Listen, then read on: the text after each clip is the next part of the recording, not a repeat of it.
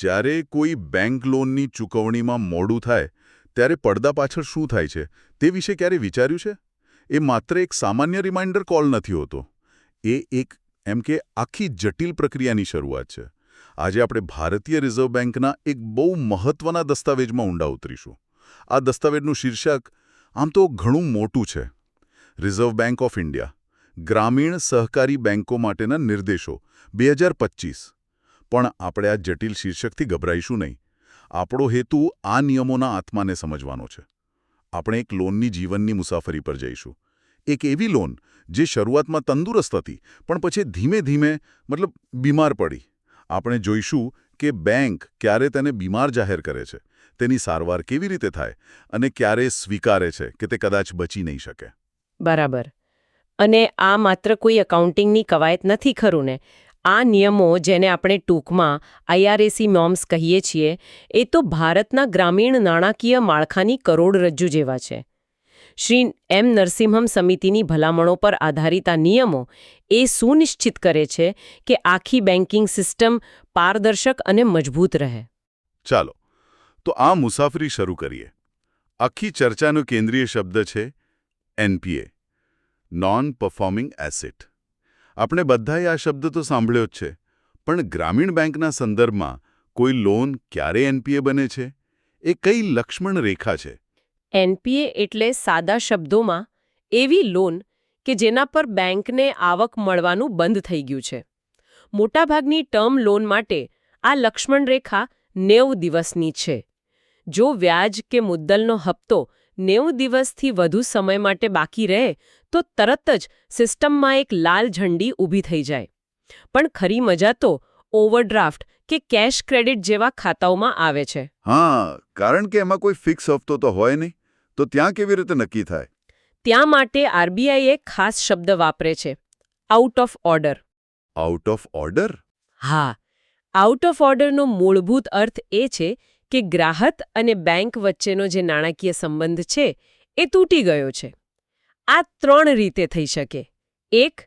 કાં તો ગ્રાહક સતત 90 દિવસથી મંજૂર થયેલી લિમિટ કરતાં વધુ પૈસા વાપરી રહ્યો છે, અથવા ખાતામાં કોઈ લેવડ દેવડ જ નથી, એ 90 દિવસથી નિષ્ક્રિય પડ્યું છે, અથવા જે સૌથી સૂક્ષ્મ સ્થિતિ છે, ખાતામાં પૈસા જમા તો થાય છે પણ એ છેલ્લા 90 દિવસનું વ્યાજ ભરવા માટે પણ પૂરતા નથી.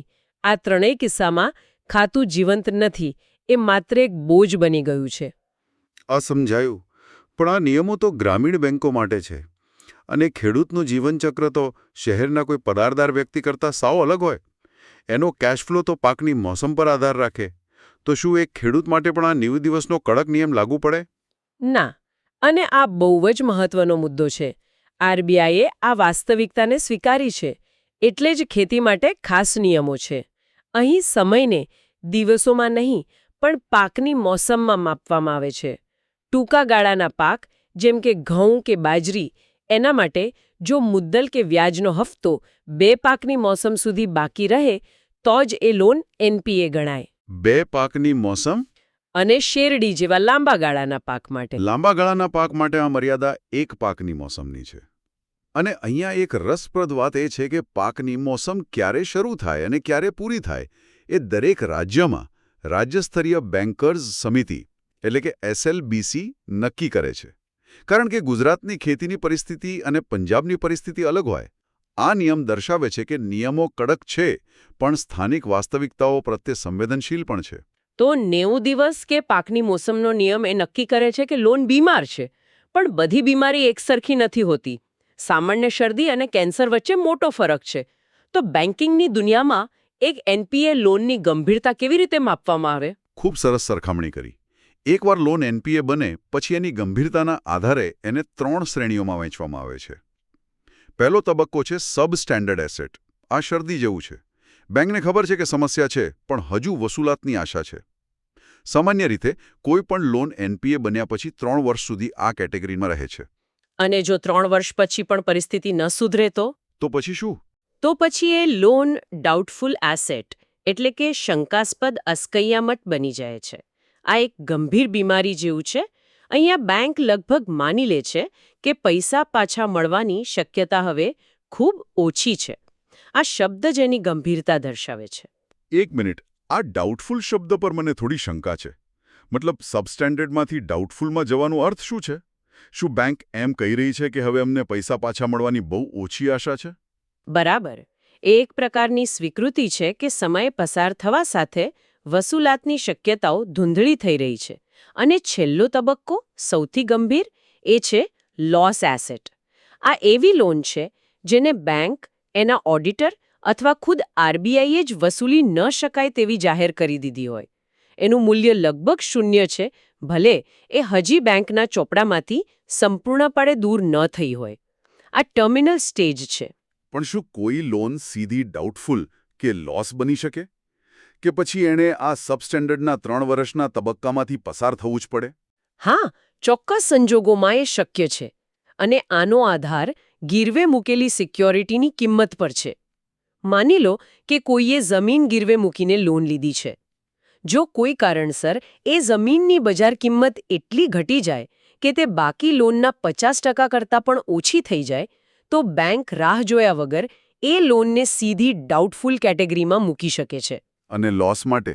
અને જો એ જ જમીનની કિંમત બાકી લોનના 10% કરતાં પણ ઓછી થઈ જાય, 10%થી પણ ઓછી? હા, તો બેંક માની લે છે કે સિક્યોરિટી હોવા છતાં કોઈ ફાયદો નથી.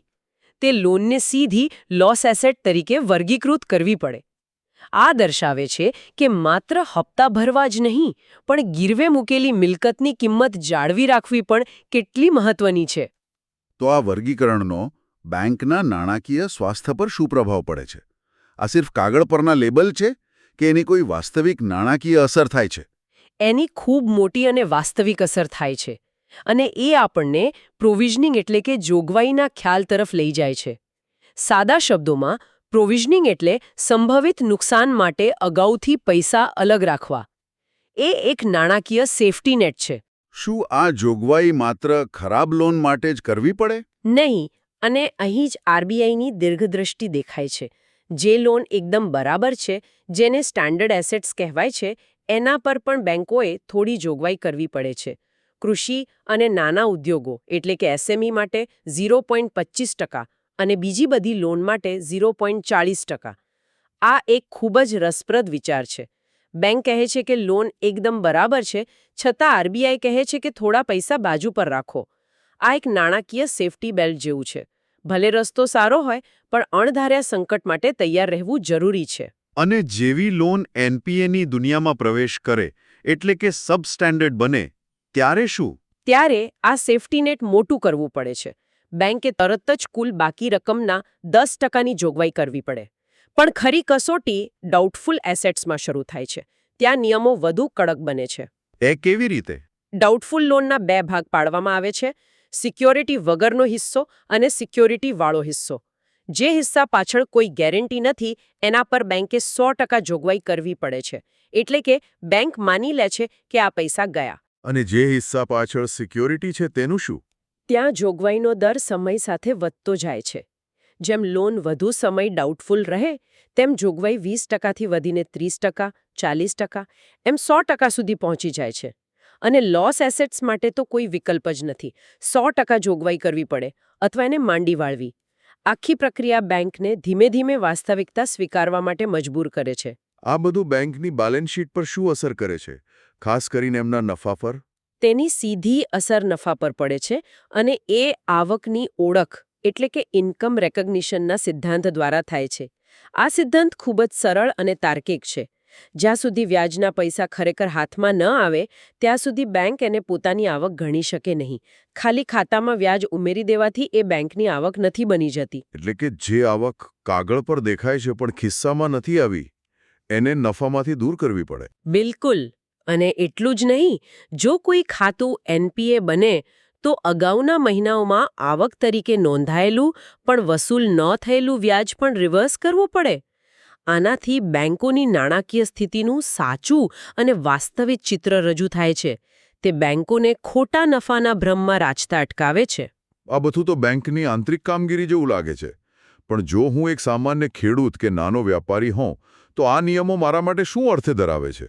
શું આ નિર્દેશો ગ્રાહકોને કોઈ રીતે મદદ કરે છે? ચોક્કસ. આ નિર્દેશો બેંકો પર ગ્રાહકો પ્રત્યેની જવાબદારીઓ પણ નાખે છે. સૌથી પહેલું, લોન કરાર હવે વધુ પારદર્શક બનશે. એમાં ચૂકવણીની તારીખો, હપ્તાની રકમ અને મુદ્દલ વ્યાજનું વિભાજન સ્પષ્ટપણે લખેલું હોવું જોઈએ.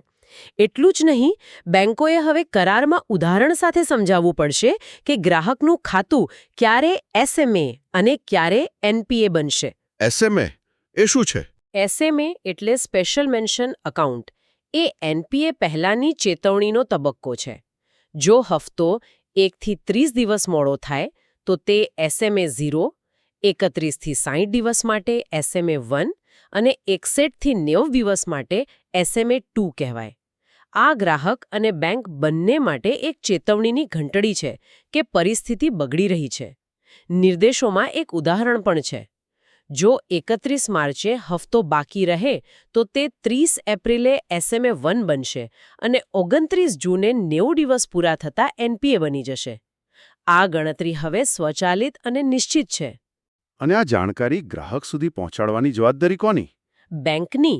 એમણે પોતાની વેબસાઇટ પર, શાખાઓમાં પોસ્ટર લગાવીને અને સૌથી મહત્વનું, લોન મંજૂર કરતી વખતે કર્મચારીઓ દ્વારા ગ્રાહકોને આ બધી બાબતો સમજાવવી પડશે.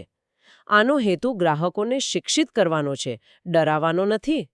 માની લો કે કોઈ ગ્રાહક મુશ્કેલીમાંથી બહાર આવી જાય છે અને ચૂકવણી કરવા માંગે છે, તો એની લોન ફરીથી સારી કે સ્ટાન્ડર્ડ શ્રેણીમાં કેવી રીતે આવી શકે? પાછા ફરવાનો રસ્તો સરળ છે, પણ કડક છે. કોઈપણ NPA લોનને ફરીથી સ્ટાન્ડર્ડ ત્યારે જ ગણવામાં આવે છે જ્યારે વ્યાજ અને મુદ્દલની સમગ્ર બાકી રકમ ચૂકવી દેવામાં આવે છે. આંશિક ચૂકવણીથી લોન અપગ્રેડ થતી નથી.